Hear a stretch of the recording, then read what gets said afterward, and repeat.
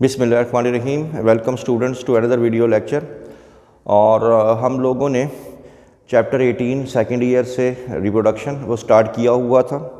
आज कंटिन्यूएशन में उसका नेक्स्ट जो टॉपिक है उसका नाम है सीड डॉर्मेंसी।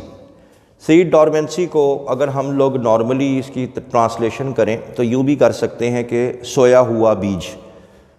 याद रखें, बीज क्यों सो जाता है या बीज क्यों रेस्टिंग कंडीशन में चला जाता है कि वो उसमें ऐसी कैपेबिलिटी है कि जब वो सॉइल के अंदर पड़ा होता है तो वो वेट कर सकता है या वेट करता है उस टाइम का जब तक जो एनवायरमेंटल क्लूज़ हैं, जो एनवायरमेंटल फैक्टर्स हैं, वो उसके हक में, उसकी फेवर में ना हो जाएं। उस टाइम तक सीड के सोने को ही हम लोग सीड डॉर्मेंसी बोलते हैं। मिसाल के तौर पे इसकी definition, it is a special period of rest. ये ख़ास आराम का पीरियड है जिसमें प्लांट जो है या सीड जो है वो ग्रो नहीं करता।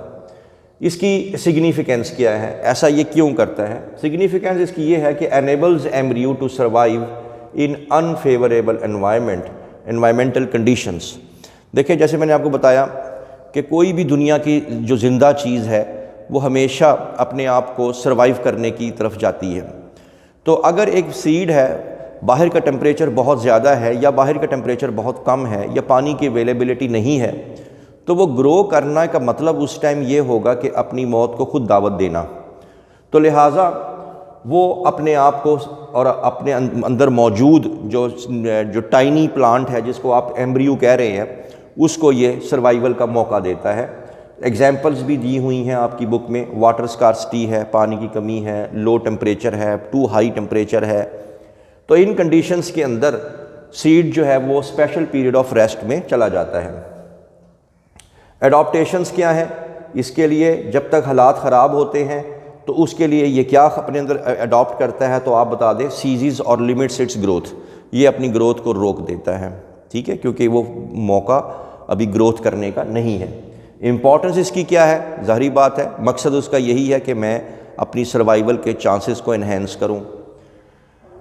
अब इसके साथ साथ आप लोगों ने ये भी बताना है कि बाज़ औक़ात ऐसा भी हो जाता है, मिसाल के तौर पे ये एक डायग्राम बनाई है, ये एक सीड है जो ज़मीन के नीचे है और ये सीड सपोज़ गर्मियों का सीड है, यानी या यूँ कह लें कि इसको गर्म मौसम चाहिए या टेम्परेचर हाई चाहिए सीड को ग्रो करने के लिए। बाहर चल रही हैं विंटर। अब विंटर में आपको पता टेम्परेचर बहुत कम होता है, तो लिहाजा आप कहेंगे कि जी ये ग्रो नहीं करेगा। बिल्कुल, मैं भी यही कहूँगा कि ग्रो नहीं करेगा। लेकिन बाज़ औक़ात विंटर में धूप लगती है, गर्मी बढ़ जाती है, आर्जी तौर पे ही सही टेम्परेचर जो है वो बढ़ जाता है, यानी तकरीबन वही टेम्परेचर हो जाता है जो इस सीड को ग्रो करने के लिए चाहिए, हालांकि बाहर सर्दियां हैं, ठीक है। और तो क्या ये ग्रो करेगा? तो आपका जवाब होना चाहिए कि ये ग्रो नहीं करेगा। अब आप यहाँ क्वेश्चन पूछ सकते हैं कि इसको गर्म दिन चाहिए थे, बाहर भी गर्म दिन है, ठीक है, तो ये ग्रो कर देना चाहिए था, हालांकि चाहे टेम्परेरी ही सही, लेकिन आ तो गया ना गर्म। लेकिन मसला ये है कि इसकी नॉर्मल ग्रोथ तब होगी कि when wait for the environmental clues.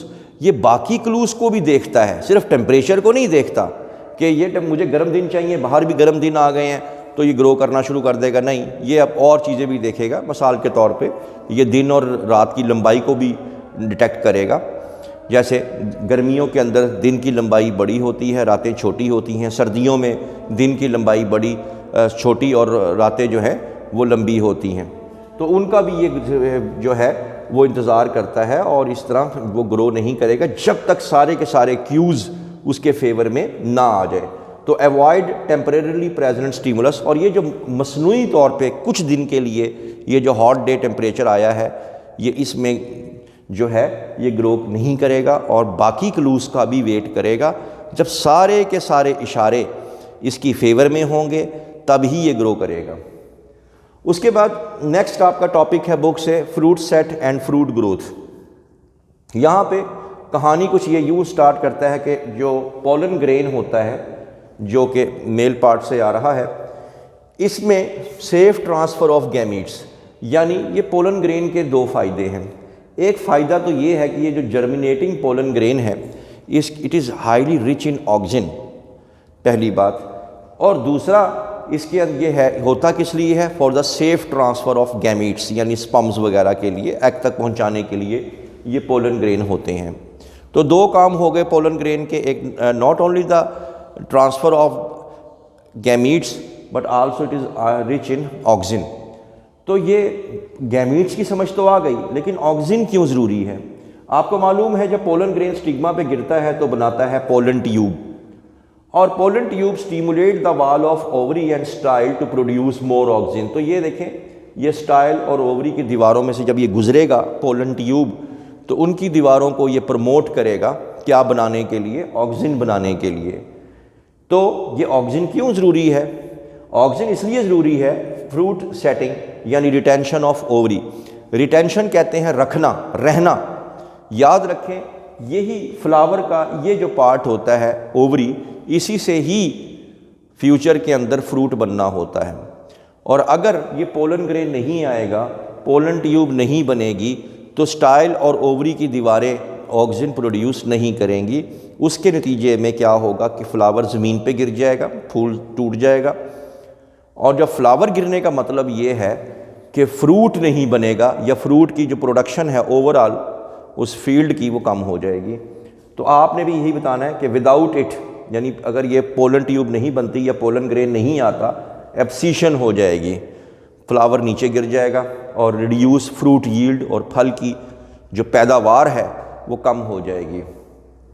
उसके बाद जैसे ही फर्टिलाइजेशन हो जाती है, ovary and ripe seed produce more oxygen. अब क्या है कि जब फर्टिलाइजेशन हो जाएगी तो सीड बन जाता है, और सीड बन के जो सीड राइप करेगा तो वो मज़ीद ऑक्सीजन प्रोड्यूस करेगा। अब ऑक्सीजन क्या करना है? अब है फ्रूट डेवलपमेंट। अब ओवरी का साइज़ बड़ा होना शुरू हो जाएगा, यानी ओवरी अब आहिस्ता आहिस्ता जो है वो फ्रूट की तरफ बनना शुरू हो जाएगी। फिर एक और चीज़ आप लेके आएंगे, क्योंकि फ्रूट के अंदर डेवलपिंग सीड भी होता है, वो डेवलपिंग सीड अब 3 तरह के हार्मोन्स प्रोड्यूस करेगा, ऑक्सिन्स, जिब्रेलिन्स एंड साइटोकाइनिन्स। अब ये जो ऑक्सिन, जिब्रेलिन्स और साइटोकाइनिन्स हैं, ये क्यों ज़रूरी हैं? ये ज़रूरी इसलिए हैं कि डेवलपमेंट ऑफ एम्ब्रियो, अंदर जो टाइनी प्लांट है जिसको मैं एम्ब्रियो कह रहे हैं, वो उसकी इंक्रीज़ के लिए, accumulation of food reserves, seed के अंदर, बीज के अंदर खुराक के ज़ख़ीरा बढ़ाने के लिए, क्योंकि फूड के जो ज़ख़ीरा जो है वो सीड में होता है ताकि पौधा ज़्यादा देर तक सर्वाइव कर सके, and some time in pericarp. और ये जो फूड एक्यूमुलेशन है ना सिर्फ बीज के अंदर होती है बल्कि फ्रूट के अंदर भी होती है। तो फ्रूट वाल को आप लोग क्या बोलते हैं? पेरिकार्प। याद रखें, पेरिकार्प 3 तरह की होती है, एपीकार्प, मीज़ोकार्प और एंडोकार्प। एग्जाम्पल ले लेते हैं, ये जो आप मैंगो खाते हैं ख़ास तौर पे कच्ची हालत में, तो जब ऊपर से जब आप ग्रीन पार्ट उसका उतारते हैं वो क्या है? एपीकार्प। और जो दरमियान में गूदा है वो क्या कहलाता है? मीज़ोकार्प। और सीड के बाहर भी अगर आप गौर से देखें, जो इमेच्योर मैंगो फ्रूट होता है तो सीड के बाहर भी एक लेयर सी बनी होती है, वो होती है एंडोकार्प। तो उसके अंदर ये जो है इसमें खुराक का जो ज़ख़ीरा है वो आप लोगों ने बताना है। तो पेरिकार्प इसमें आ जाएगा, जो फ्रूट वाल है बाहर वाली, उसके अंदर ये खुराक का ज़ख़ीरा करता है। उसके बाद क्लाइमेक्टेरिक, जब फ्रूट का साइज़ बड़ा हो जाता है फिर उसके बाद वो कभी भी खाने के काबिल नहीं होता, क्योंकि अभी वो हार्ड होता है। जैसे मैंने मैंगो की एग्जांपल दी, ग्रीन होता है, बनाना की एग्जांपल दी, ग्रीन होता है, वो भी खाने के काबिल पल्पी नहीं होता, राइपन्ड नहीं होता। फिर उस टाइम एंड पे जाके जब इसका साइज़ अटेन हो जाता है तो फिर प्लांट एक और हार्मोन रिलीज़ करता है, ईथीन। ईथीन की वजह से क्या होगा कि हाईली रेस्पिरेटरी एक्टिविटी स्टार्ट हो जाएगी और प्लांट का जो फ्रूट है वो राइपन्ड हो जाएगा। इस रेस्पिरेटरी एक्टिविटी को हम लोग कहते हैं क्लाइमेक्टेरिक। ठीक है, तो fruit ripening is accompanied by bust of respiratory activity called climacteric. बहुत ज़्यादा जब फ्रूट का साइज़ अटेन हो जाएगा फिर वो उसके बाद रेस्पिरेशन बहुत स्टार्ट हो जाएगी, फिर ईथीन, और वो पल्पी हो जाएगा और वो खाने के काबिल हो जाएगा। तो ये ईथीन का फ़ायदा भी क्या है, राइपनिंग ऑफ फ्रूट, जो कि अभी हमने चैप्टर 17 में हम लोगों ने ईथीन में पढ़ा भी था कि राइपनिंग ऑफ फ्रूट करता होता है। तो ये बच्चों आज आप लोगों का टॉपिक था। I hope that you have understood the lecture today. For more interesting videos please stay connected with us. Thank you very much.